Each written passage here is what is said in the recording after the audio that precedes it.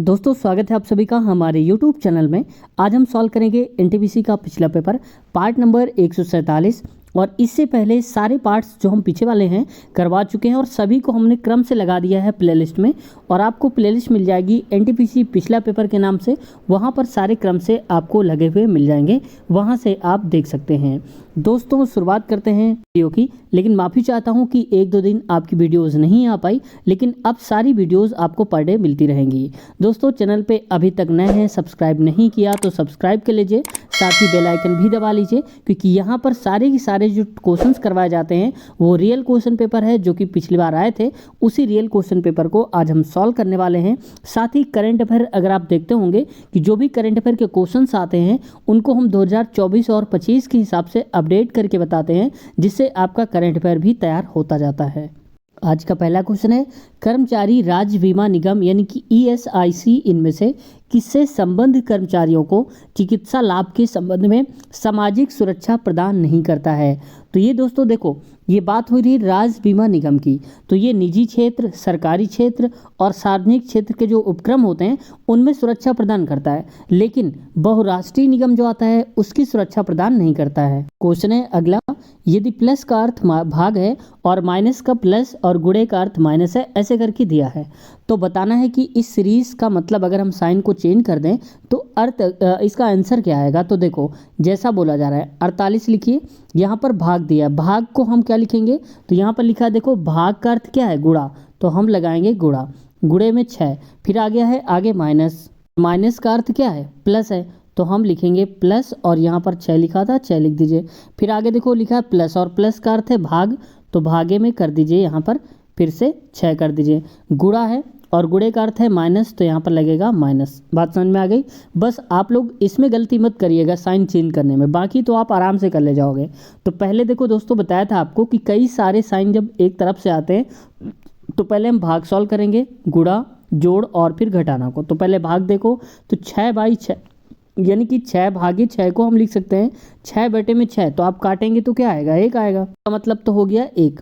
ठीक है, अब इसके बाद आता है गुणा, तो गुणा करा लीजिए, 6 8 48 हो जाएगा, तो मैं 8 लिख देता हूँ, 6 चौक 24 और 4 28 हो जाएगा।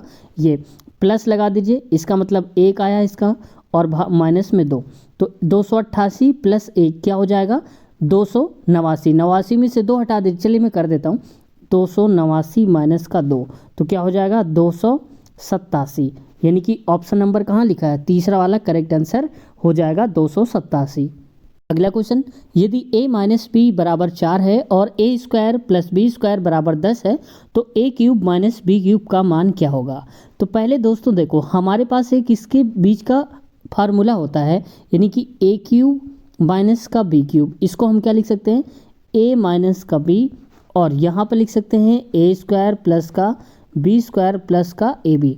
तो इसका मतलब देखो a माइनस बी तो हमें मिल जाएगा, यहाँ से ए स्क्वायर बी स्क्वायर भी मिल जाएगा। अब ए बी नहीं मिलेगा, तो ए बी हमें निकालने की पहले कोशिश करना होगा। ठीक है, तो ए बी निकालने के लिए हम क्या करेंगे, इसका स्क्वायर करा दो दोनों तरफ, तो ए माइनस बी का होल स्क्वायर क्या होता है, ए स्क्वायर प्लस का बी स्क्वायर और माइनस का, चलो मैं ऐसे कर देता हूँ इस टाइप से, तो देखो ए स्क्वायर प्लस का बी स्क्वायर माइनस का 2a और b, तो a माइनस बी की वैल्यू 4, तो 4 का स्क्वायर क्या हो जाएगा 16, बराबर में ए स्क्वायर प्लस बी स्क्वायर कितना दिया है, ये दिया है 10, तो लिखेंगे 10 माइनस का 2ab।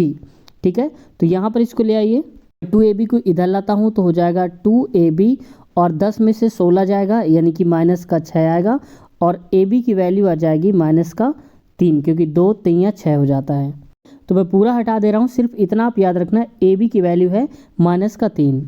अब देखो ए क्यूब बी क्यूब निकालना था, ए माइनस का बी, और यहाँ पर आ जाएगा ए स्क्वायर प्लस का बी स्क्वायर और प्लस का ए बी हो जाएगा।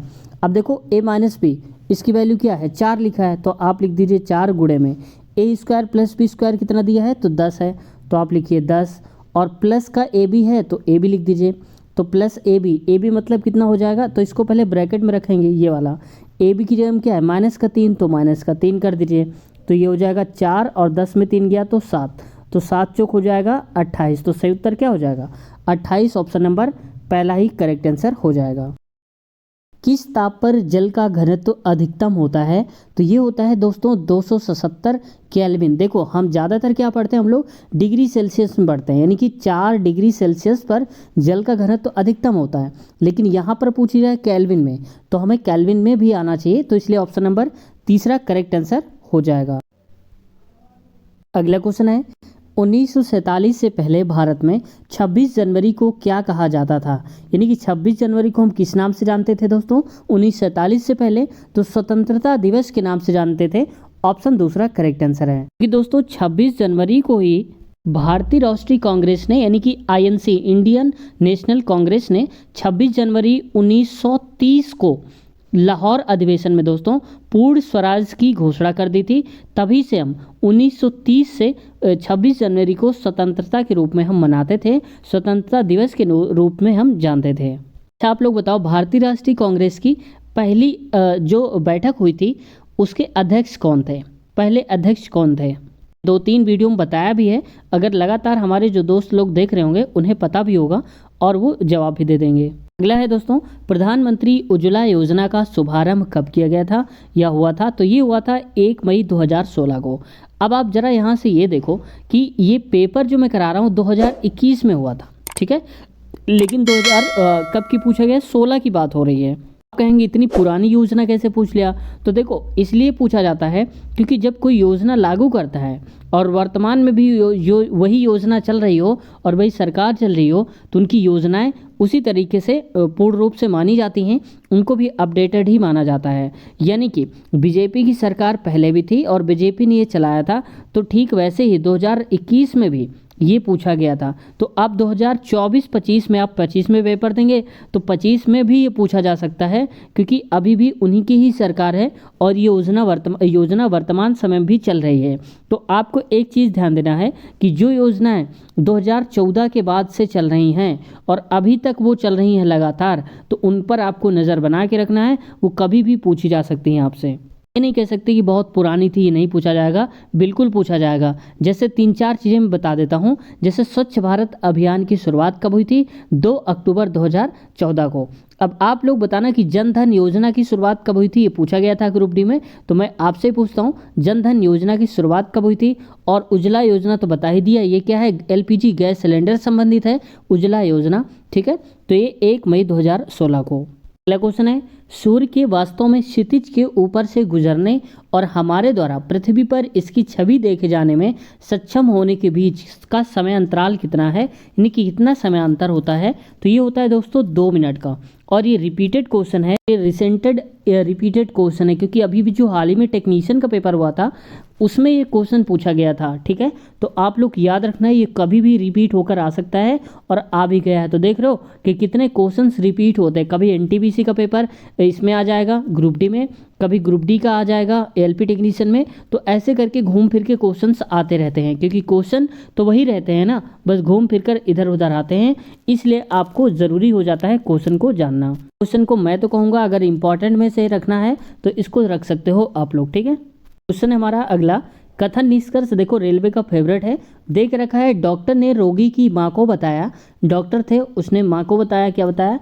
कि वह पिछले 1 वर्ष से छींक आ रही है, यानी कि पिछले 1 साल से उन्हें छींक आ रही थी और उसकी नाक बह रही थी। वह एलर्जिक राइनाइटिस से पीड़ित हो सकती है, राइनाइटिस से पीड़ित हो सकती है। यानी कि अगर किसी को पिछले 1 साल से छींक आ रही है और उसकी नाक बह रही है तो हो सकता है उसको एलर्जिक राइनाइटिस की समस्या हो। धाड़ा हम क्या लगा सकते हैं? अपना अनुमान, बहुत कम बीमारियों में लंबे समय तक छींकने और नाक बहने जैसे लक्षण दिखाई देते हैं। तो यहाँ करें बहुत कम बीमारियों में, तो यहाँ तो बात हो रही एलर्जिक वाली बात हो रही है ना, तो इसमें अभी ये सटीक आंसर नहीं मिला हमको। अगला है, लंबे समय तक छींकना और नाक बहना एलर्जिक राइनाइटिस का एक लक्षण है। बिल्कुल सही है, क्योंकि यहाँ पर यही तो कह रहा है कि पिछले 1 साल से, तो लंबा समय ही तो हो गया, और उसकी नाक बह रही है, तो उसका कारण क्या हो सकता है? उसका रीज़न क्या हो सकता है? एलर्जिक राइनाइटिस से हो सकता है पीड़ित हो। तो बस यही तो कह रहा है यहाँ पर, सही है दूसरा वाला। तीसरा देखो, बहुत सारी बीमारियों में से लंबे समय तक छींकने और नाक बहने के लक्षण दिखाई देते हैं। तो देखो अगर बहुत सारी बीमारियां होती दोस्तों, लंबे समय से अगर कोई छींक रहा है या नाक बह रही है, उसमें बहुत सारी बीमारियां हो सकती थी, तो डॉक्टर ये ना कहता कि एलर्जिक राइनाइटिस से पीड़ित होने के चांसेस हैं, वो केवल ये कहता कि कई बीमारियां हैं जो हो सकती हैं। ठीक है, तो यहाँ पर ये भी सही नहीं दिखा हमको, तो केवल ऑप्शन नंबर दूसरा ही करेक्ट आंसर मिल रहा है हमको। तो हो जाएगा किसमें, चौथे वाले में देख रखा है केवल धारा सेकंड निहित है। अगला क्वेश्चन है, डैश किसी विधेयक को धन विधेयक घोषित करने का निर्णय लेते हैं। यानी कि कोई भी विधेयक धन विधेयक है, कौन निर्णय लेता है, तो ये लेता है दोस्तों लोकसभा जो अध्यक्ष होते हैं वो निर्णय लेते हैं। तो ऑप्शन चौथा ही करेक्ट आंसर हो जाएगा। वर्तमान में लोकसभा अध्यक्ष कौन है, तो ये है ओम बिड़ला, याद रखना आप लोग। ठीक है, ओम बिड़ला, मैं लिख देता हूँ यहाँ पर, ओम बिड़ला जी लोकसभा अध्यक्ष हैं वर्तमान में। और भारत की राष्ट्रपति वर्तमान में कौन है, तो ये हैं द्रौपदी मुर्मू जी, जो कि 2022 में बनी थी। और 2022 में कब, जुलाई 2022 कह सकते हो। और इसके पहले द्रौपदी मुर्मू जी झारखंड की राज्यपाल थीं, जो कि 2015 से लेकर के 2021 तक वहाँ की राज्यपाल के रूप में काम किया है उन्होंने। कहाँ के, झारखंड की राज्यपाल रही हैं ये। हो सकता है थोड़ा डीप पूछा जाएगा, तो पूछा जा सकता है कि भारत के राष्ट्रपति पद से पहले वो किस राज्य की राज्यपाल थी, तो झारखंड की। और राज्यसभा के जो सभापति होते हैं वो तो होते हैं उपराष्ट्रपति। तो सभापति कौन है, जगदीप धनखड़। ठीक है, जगदीप धनखड़ जी, याद रखना आप लोग। तो राज्यसभा के सभापति जगदीप धनखड़, और अगर उपराष्ट्रपति पूछा जाए तो भी जगदीप धनखड़ ही हैं। भारतीय रिजर्व बैंक के गवर्नर यानी कि आरबीआई गवर्नर कौन है, संजय मल्होत्रा है, संजय मल्होत्रा। तो मैंने चारों बता दिए, तो आप लोग इनको नोट कर लीजिए या फिर आप लोग स्क्रीनशॉट ले लीजिए। नेक्स्ट क्वेश्चन है, निम्नलिखित में से किसका निर्माण सम्राट अकबर ने नहीं कराया था। तो किसका निर्माण नहीं कराया था, तो ये दिल्ली की जामा मस्जिद जो है इसका निर्माण नहीं कराया था, क्योंकि इसका निर्माण दोस्तों, जामा मस्जिद का निर्माण करवाया था शाहजहां ने। किसने करवाया था, शाहजहां ने करवाया था। हालांकि ये नहीं पूछा जाएगा कब करवाया, लेकिन फिर भी मैं बता दे रहा हूँ, ये 1956 में करवाया गया था इसका निर्माण, दिल्ली की जामा मस्जिद का। ठीक है, तो पूछा नहीं जाएगा, लेकिन मैंने बता दिया, मुझे याद आ गया। आगरा का किला, फतेहपुर सीकरी और बुलंद दरवाज़ा, इसको अकबर ने बनवाया था, लेकिन दिल्ली की जामा मस्जिद को शाहजहां ने बनवाया था। आप लोग बताओ कि अकबर के बेटे का क्या नाम था। ठीक है, आप लोग बताना है अकबर के बेटे का नाम क्या था। कथन निष्कर्ष का, और कथन कह रहा है हमारा कुछ लड़कियां लड़के हैं। तो देखो जब कभी कुछ वर्ड आता है तो आप दो गोले बनाइए, एक ऐसे बनाइए, दूसरा इस प्रकार से बनाइए, यानी कि एक दूसरे के अंदर घुसे हुए हों। साइज आप चाहे बराबर बनाइए, छोटा बड़ा, इससे कोई फ़र्क नहीं पड़ता है। कुछ लड़कियां, लड़कियों को मैं लिख देता हूँ गर्ल्स यानी कि जी, और लड़के हैं लड़कों बॉयज़ यानी कि बी लिख देता हूँ। अब यहाँ पर कह रहा है अगले में, कोई लड़का आलसी नहीं है। जब कोई नहीं वर्ड आ जाए तो आप उस गोले को एकदम अलग ही बनाओ यहाँ पर। ठीक है, कोई लड़का आलसी नहीं है, आलसी को मैं ए लिख देता हूँ, आलसी आप लेजी भी एल लिख सकते हो। अब देखो यहाँ पर बोला है कोई लड़का आलसी नहीं है, यानी कि कोई भी बी वाला जो सर्कल है ए एल वाले पे टच नहीं होना चाहिए था, लेकिन हो सकता है कि ए एल वाला जी में टच हो जाए लेकिन बी में टच नहीं होगा। तो इसकी दो कंडीशन बन रही। एक तो मैंने जिस गोले को अलग बनाया है ऐसे आप बना सकते हो, या फिर आप इस टाइप से भी बना सकते हो। ठीक है, तो जब दो कंडीशन आती हैं, आगे देखो अब निष्कर्ष क्या निकाल पाएंगे हम, कुछ लड़कियां आलसी हैं। तो कुछ लड़कियां आलसी हैं, तो यहाँ पर देखो आपको क्या बताया था स्टार्टिंग में कि दो कंडीशन बन सकती हैं। एक मान लो हमारा मन नहीं यहाँ बनाने का, तो ये हमने अलग बना दिया। तो आप बताओ गर्ल्स एल में टच हो रहा है कि नहीं हो रहा, नहीं हो रहा। आप कहेंगे बिल्कुल भी, क्योंकि हमने इस टाइप से बनाया सर्कल। यहाँ कह रहे कुछ लड़कियाँ आलसी हैं, तो यहाँ तो नहीं आलसी हैं। तो जब कभी दो कंडीशन बने कि यहाँ भी बना सकते हैं और अलग भी बना सकते हैं, तो हमेशा उसको गलत ही आप मानो। ठीक है, अगला है कुछ लड़कियाँ आलसी नहीं हैं। तो कुछ लड़कियां जो गर्ल्स हैं वो आलसी नहीं हैं। देखो कुछ लड़कियां आलसी नहीं हैं, तो यहाँ तो लड़कियां एकदम अलग हैं, यहाँ पर कोई भी लड़की आलसी नहीं है, ऐसा निकल रहा है। तो यहाँ पर हमारे हिसाब से होना चाहिए था ना तो पहला और ना ही दूसरा सही है, ना कि ना तो ये सही है और ना ही ये। लेकिन ऑप्शन में कहीं पर ऐसा नहीं दिया है कि ना तो फर्स्ट ना ही दूसरा सही है। जब कभी ऐसा आएगा तो आप एक काम करोगे, यहाँ पर हमें पहला भी सही है और दूसरा भी सही है। जैसे देखो मैं सर्किल को हटाकर यहाँ से अगर मैं यहाँ पर बना देता हूँ इस जगह पर, तो आप देखो आलसी यहाँ पर आ गया, अब पहला ये पढ़ो निष्कर्ष, कुछ लड़कियां आलसी हैं। तो आप देखो कुछ गर्ल्स जो हैं एल में टच हो रही हैं, ये वाला, तो इसका मतलब पहला तो सही हो गया। दूसरा है कुछ लड़कियां आलसी नहीं हैं। तो देखो कुछ लड़कियां जो हैं यानी कि ये जो गर्ल्स हैं बिल्कुल आलसी नहीं हैं, ठीक है। तो कुछ हैं कुछ आलसी नहीं, भाई इतनी लड़कियां आलसी हैं, इतनी वाली नहीं आलसी हैं, तो ये भी सही हो गया। यानी कि इसमें दोनों ही पालन करते हैं, पहला और दूसरा। किस केस में? जब दिया हो कि कोई भी नहीं है, ठीक है, ना तो पहला ना तो दूसरा, वो सही होगा। लेकिन यहाँ पर ऑप्शन में अगर वो नहीं दिया है कि ना तो पहला सही ना दूसरा, तो आप सही करोगे दोनों को, यानी कि ऑप्शन नंबर दूसरा सही उत्तर हो जाएगा यहाँ पर करेक्ट आंसर। लेकिन इन्होंने दे के रखा था चौथा वाला, लेकिन मेरे हिसाब से चौथा वाला गलत है, ठीक है। आप लोग बताना ज़रा आपके हिसाब से क्या होना चाहिए। ग्रेनाइट चट्टानें किस प्रकार की चट्टानें होती हैं? तो ये होती हैं दोस्तों आग्नेय चट्टानें, यानी कि ऑप्शन दूसरा करेक्ट आंसर हो जाएगा आग्नेय चट्टानें। अर्थ पावर यानी कि अर्थ आवर प्रोग्राम कब शुरू किया गया था? तो ये 2007 में शुरू हुआ था अर्थ आवर प्रोग्राम। अर्थ आवर का मतलब यहाँ पर किया गया था जलवायु को सुधारने के लिए, यानी कि इसका संबंध क्या है? जलवायु की गुणवत्ता में सुधार लाने के लिए अर्थ आवर का शुरुआत किया गया था, ऑप्शन तीसरा करेक्ट आंसर। अगला क्वेश्चन है दोस्तों, 8432 प्लस 937 प्लस 260 में से हम क्या माइनस कर दें कि 256 5605 और 713 के बराबर हो जाए इन दोनों को जोड़ने पर। तो देखो जब कभी ऐसी कंडीशन हो तो आप इन सबको पहले जोड़ लो। तो मैं जोड़ लेता हूँ आपके सामने ऐसे करके, हालांकि आप डायरेक्ट भी जोड़ सकते हो 6 7 2 करके ऐसे भी, लेकिन मैं लिख कर बताता हूँ ताकि आपको बेहतर तरीके समझ में आ जाए। 937 और ये है 260, इसको जोड़ दीजिए। 7 2 9, 3 3 6 और 6 6 12 होता है। अगला है 9 1 10, 6 16 हो जाएगा। यहाँ पर 8 1 9, यानी कि 96 29 हो जाएगा, ठीक है। तो मैं इसको लिख देता हूँ 96 29। तो ये इतना सारा आ गया, कितना? 96 29 आ गया, ठीक है। अब देखो इसको ऐड कर दो, तो ऐड करने पर कितना आ रहा है? 5 3 8। तो मैं यहाँ एक तरफ से लिखता जाता हूँ 5 3 8, और यहाँ पर कितना हो जाएगा? ये हो जाएगा 1 0, यानी कि 1 आएगा। 7 6 13, 5 1 6 ये। अब इसमें से देखो ये वाला जो आ रहा है टोटल करो, और ये वाला जो आ रहा है उसको टोटल करो, दोनों का अंतर निकाल दो, यानी कि हमने अंतर निकाल दिया। तो देखो 9 में से 8 गया तो 1 आ गया, और यहाँ पर 2 में से 1 गया तो 1, यानी कि 11 आएगा लास्ट में। फिर आगे 6 में से 3 गया तो 3, यानी कि 311। तो अब देखो पूरा अगर नहीं भी कर रहे हो तो 311 लास्ट में देखो कहाँ लिखा है, तो आप कहोगे 311 यहाँ पर लिखा है, ठीक है। लेकिन हो सकता है 311 यहाँ भी दे दे, तो 9 में से 6 गया 3। अब बताओ 33 11 है, तो 33 11 कहाँ लिखा है? ऑप्शन नंबर तीसरा करेक्ट आंसर हो जाएगा। यदि एक वर्ग की एक भुजा किसी सभी भुजाओं की माप में 50% की वृद्धि कर दी जाए तो उसके क्षेत्रफल में होने वाली प्रतिशत वृद्धि ज्ञात करिए।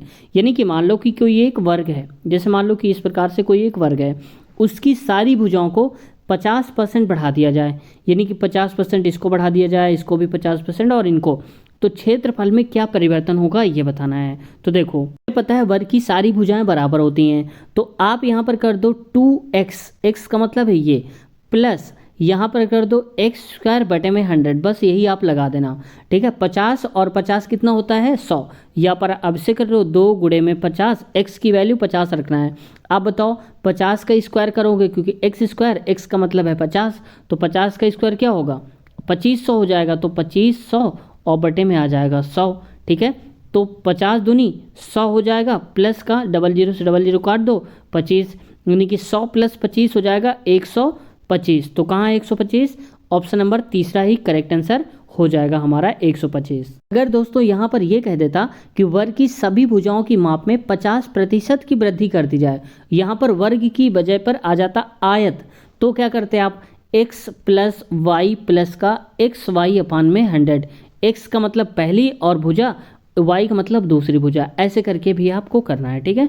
अगला है a और b एक साथ मिलकर एक कार्य को 21 दिन में पूरा कर सकते हैं, c की मदद से वे इस कार्य को 14 दिन में पूरा कर सकते हैं। c को अकेले इस कार्य को पूरा करने में कितना वक्त यानी कि समय लगेगा?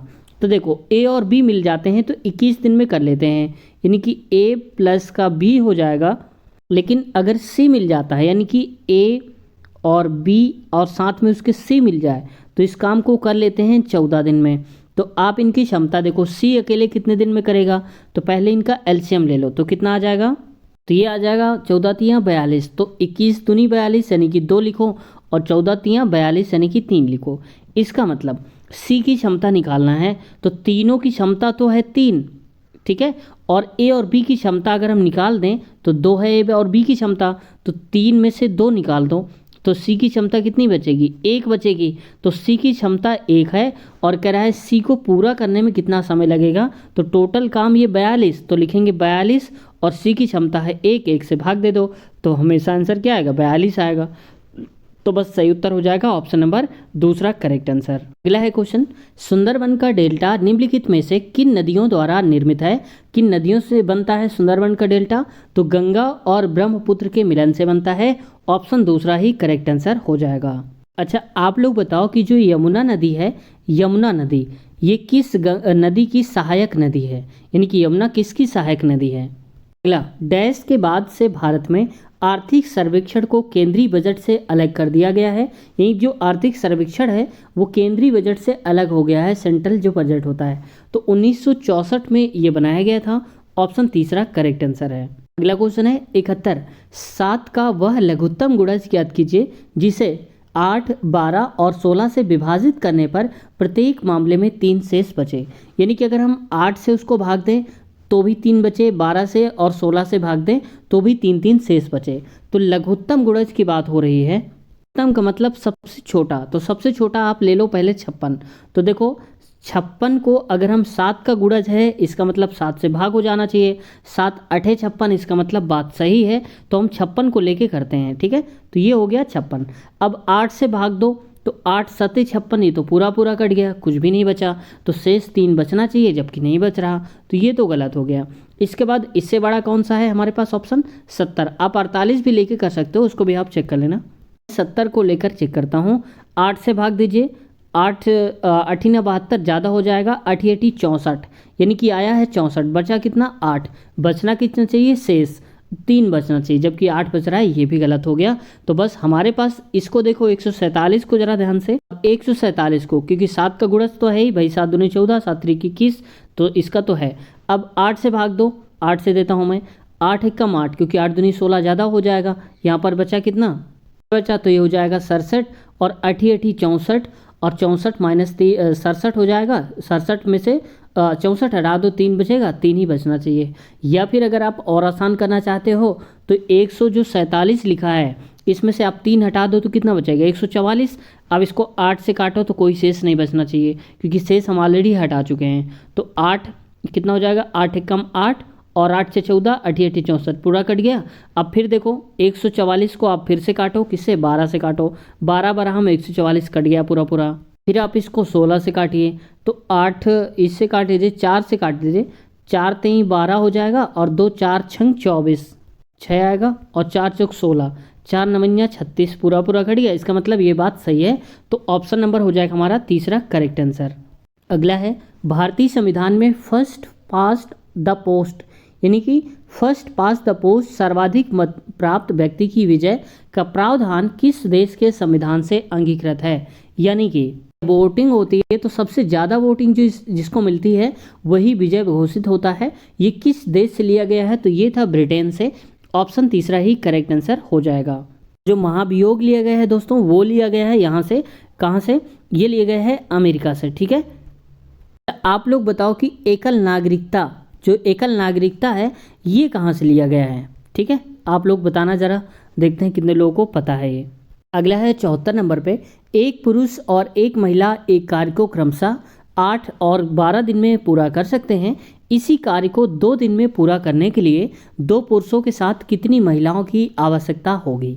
तो देखो एक पुरुष जब करता है उसको 8 दिन में करता है, यानी कि जो पुरुष है वो करता है 8 दिन में, और एक महिला को मैं एम लिखता हूँ करती है 12 दिन में। तो पहले इनकी क्षमता निकालो, तो 12 दूनी 24, यानी कि 8 3 24, 3 क्षमता, 12 दूनी 24 2, यानी कि पुरुष की क्षमता है 3 और महिला की क्षमता है 2। अब देखो कह रहा है 2 दिन में पूरा करना है, तो टोटल काम है हमारे पास 24, तो 2 दिन में पूरा हम कब कर सकते हैं, तो 2 दिन में पूरा हम करने के लिए इसका मतलब एक दिन में हमें 12 काम करना पड़ेगा, माफ़ कीजिएगा, हाँ 24 नहीं 12 होगा, तो 12 काम करना पड़ेगा। भाई 12 पहले दिन करा काम, 12 दूसरे दिन, तभी तो 24 दिन में हो पाएगा काम। तो यहाँ पर देखो कह रहा है 2 पुरुषों के साथ, तो पहली बात तो 2 पुरुष जो हैं उनकी क्षमता कितनी हो जाएगी, 1 की 3 है तो 2 की हो जाएगी 6, तो 6 क्षमता हो जाएगी। हमें टोटल क्षमता बनानी कितनी है, 12 बनानी है, तो हमें फिर इसका मतलब 6 क्षमता और मिल जाए। और 6 क्षमता कब मिलेगी, जब महिलाओं को शामिल करेंगे। एक महिला की क्षमता है 2, तो 6 क्षमताओं के लिए हमें कितनी चाहिए, 3 महिलाएं, तो यहाँ पर लिखेंगे 3 महिलाएं, तो 3 दूनी 6 हो जाएगा। तो इसका मतलब 3 महिलाएं अगर और होंगी तो 6 काम पुरुष करेंगे, 6 काम महिलाएं, 6 6 12, यानी कि 24/12, 2 दिन में काम पूरा हो जाएगा। ठीक है, तो कुल मिला के कितनी महिलाएं चाहिए 2 पुरुषों के साथ, तो 3 महिलाएं चाहिए। ऑप्शन नंबर पहला ही करेक्ट आंसर है। अगला, मथुरी लोक नृत्य इनमें से किस राज्य से प्रचलित है, यानी कि किस राज्य से संबंधित है, तो ये है दोस्तों तेलंगाना। ऑप्शन दूसरा करेक्ट आंसर है हमारा। ठीक है, झारखंड का एक लोक नृत्य आपने देखा होगा सरहुल, क्या है सरहुल, इसका संबंध भी कहाँ से, झारखंड से है, तो याद रखना आप। तो दोस्तों आज हमने कवर कर लिए हैं 75 तक के क्वेश्चंस, और आगे जो बचे हुए क्वेश्चंस हैं इस क्वेश्चन पेपर के, तो वो हम कवर कर लेंगे नेक्स्ट पार्ट में। और अगले पार्ट की लिंक आपको इसी वीडियो के नीचे डिस्क्रिप्शन में मिल जाएगी, वहाँ पर लिखा होगा अगला पार्ट, उसके आगे लिंक होगी, उस पर क्लिक करते ही ये सारे क्वेश्चंस आपके आगे आ जाएंगे और आप उनका सोल्यूशन देख पाएंगे। दोस्तों साथ ही अगर आप ग्रुप डी की तैयारी करना चाहते हैं तो बहुत सारे प्रीवियस ईयर करवा दिए हैं, अभी और भी करवाने बाकी हैं, तो उनको आप देख सकते हैं। तो उसकी भी अलग से प्लेलिस्ट बना दिया है, रेलवे ग्रुप डी पिछला पेपर, तो सारे हमने क्रम से लगा दिए हैं, वहाँ से आप देख लीजिएगा। साथ ही रेलवे की इंटरव्यूज़ जो आपकी ख्वाहिश रहती थी कि सर रेलवे की इंटरव्यू लीजिए, क्या काम होता है, कितने घंटे काम होता है, सैलरी क्या होती है, तो उसके बारे में भी हम वहाँ जा करके इंटरव्यू लिया है, क्या काम करना पड़ता है। जो सिलेक्टेड कैंडिडेट है उन्होंने बताया है कि क्या क्या बुक से पढ़ें, कौन सी बुक सबसे अच्छी है उनके लिए, जैसा कि उनका सिलेक्शन हुआ है पढ़ करके, तो उन्होंने अपनी स्ट्रैटेजी बताई है। तो उसको देखना चाहते हैं तो इंटरव्यू के नाम से प्लेलिस्ट मिल जाएगी, वहाँ से आप सारे इंटरव्यूज़ देख सकते हैं। या फिर दोस्तों हम इसी वीडियो के नीचे एक एक वीडियो की लिंक लगा देंगे, जैसे ग्रुप डी पिछले पेपर की एक वीडियो की लिंक मिल जाएगी, या रेलवे इंटरव्यू की भी एक वीडियो की लिंक मिल जाएगी, तो यहाँ से भी आप क्लिक करके देख सकते हो, या प्लेलिस्ट में जाते हो तो और बेहतरीन तरीके से आप देख पाओगे। साथ ही गणित में जो भी डाउट है आपके, तो कमेंट सेक्शन में आप बता सकते हो जो भी चैप्टर बचे हैं, वरना हमने तो प्लेलिस्ट में बहुत सारे चैप्टर्स ऐड कर दिए हैं। जो मैथ है रेलवे में जो पूछी जाती है गणित, वो चैप्टर जो महत्वपूर्ण हैं उनको हमने करवाया है, जो थोड़ा बहुत बचे भी हैं उनको भी करवाने की कोशिश करेंगे। दोस्तों आज की वीडियो कैसी लगी कमेंट सेक्शन में ज़रूर बताइएगा। चैनल पे अभी तक नए हैं, सब्सक्राइब नहीं किया तो सब्सक्राइब कर लीजिए, क्योंकि यहाँ पर रेलवे की बेहतर तैयारी होने वाली है और पूरी तरीके से मुफ्त होगी, फ्री होगी, तो ज़रूर बेल आइकन दबा लीजिए। और उम्मीद है सब्सक्राइब कर लिया होगा। दोस्तों किसी प्रकार का कोई डाउट है आपका, कमेंट सेक्शन में कमेंट करिए, आपका रिप्लाई हम अवश्य देंगे। तो नीचे डिस्क्रिप्शन में लिंक है, क्लिक करिए। अगले पार्ट में फिर मुलाकात करते हैं। अपना ख्याल रखिए, टेक केयर, बाय बाय।